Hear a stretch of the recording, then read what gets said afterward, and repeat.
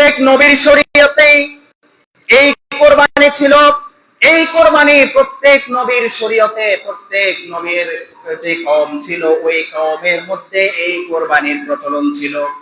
এর প্রমাণ হিসাবে আমার আল্লাহ তাআলা সূরা হজের 34 নম্বর আয়াতে আল্লাহ তাআলা ঘোষণা করছেন, ওয়ালিকুল্লি উম্মাতিন জাআলনা মানসাকান লিয়াযকুরুসমাল্লাহি আলা মা রাযাকাহুম মিন বাহিমাতিল আনআম فإلهكم إله واحد فله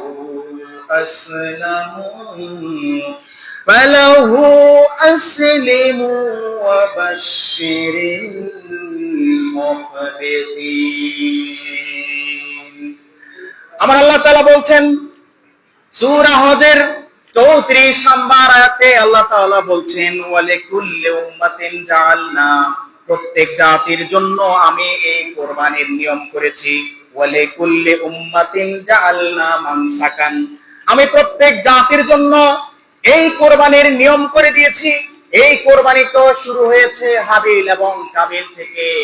এরপরে পৃথিবীর সূচনা লগ্ন থেকে এখন পর্যন্ত আমি প্রত্যেক জাতির জন্য এই কোরবানির নিয়ম করে দিয়েছি। সুবহানাল্লাহ বলেন।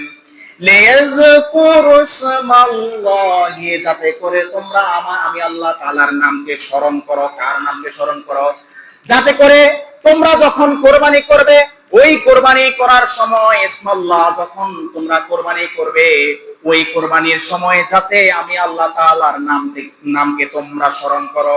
আলা মা রাযাকাহুম মিন বাহিমাতিল আনআম, আমি পৃথিবীতে তোমাদেরকে যেই সমস্ত চতুষ্পদ জন্তু দান করেছি, যেই সমস্ত জন্তুগুলো প্রাণীগুলো দান করেছি, যাতে করে তোমরা এই প্রাণীগুলোকে আমি তোমাদেরকে রিজিক হিসেবে দিয়েছি, ওই সমস্ত রিজিককে, ওই সমস্ত প্রাণী নামক রিজিককে যাতে তোমরা জবাই করতে পারো, কোরবানি করতে পারো আমি আল্লাহর নামে। কার নামে?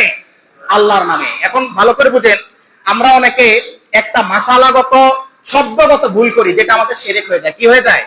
শিরক হয়ে যায়। ভালো করে বুঝেন, আমরা বলি না অমুকের নামে কোরবানি, তমুকের নামে কোরবানি, বলি কিনা? আমার নামে কোরবানি দিচ্ছি, বাবার নামে কোরবানি দিচ্ছি, মায়ের নামে কোরবানি দিচ্ছি, বলি কিনা? আমাদের নামে নয়।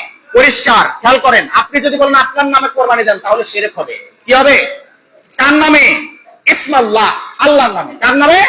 আল্লাহর নামে। আপনার পক্ষ থেকে বলতে হবে কি